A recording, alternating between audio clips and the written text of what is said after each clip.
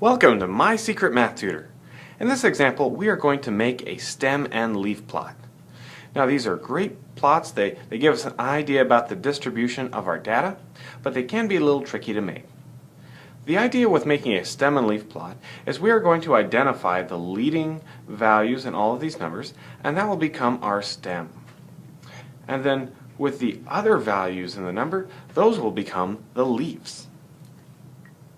Alright, so let's see how this works out by first creating the stems. So I look at all the numbers in my leading values, and it looks like I have a 2, a 5, some 6s, 7s, and 8s. So it looks like my data goes between the 20s all the way up to 80s. So I'm going to use 2, 3, 4, 5, 6, 7, 8. And these are my stem. I'm going to put a big vertical line to separate these out from the leaves. Here's where I start to collect all the other numbers. So if I have a 23, let's put the 3 there. When I get to this 3, well, I don't have any 30s, so I'm going to leave that one blank. No 40s, leave the 40 blank. Here's a 58, so let's go ahead and put an 8 next to that 5. And now we get into these 60s, and we got lots of 60s. In fact, I have 2 62s, so I'm going to put a 2, and then I'm going to put another 2. So the way I read this is, here's one 62, and here's another 62. Let's keep going. So it looks like I also have a 63, a 65, and a 67.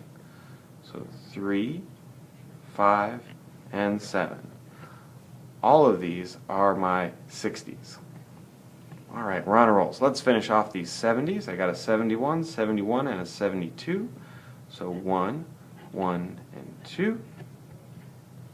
And looks like I have some 80s. An 80, 82, 82, 82. Now, with the 80, make sure you go ahead and you put in a 0. You don't want to leave it blank, because the blank means that you don't have any of those particular data points. But we do have an 80, so put the 0. Then a couple of 82s. Oh, looks like another 82. 1, 2, 3 of them. So again, these numbers represent the leaves.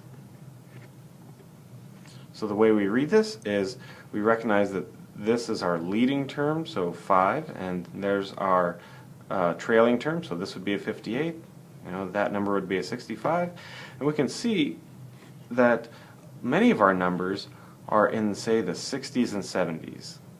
So again, it gives us a great idea about the distribution of our numbers.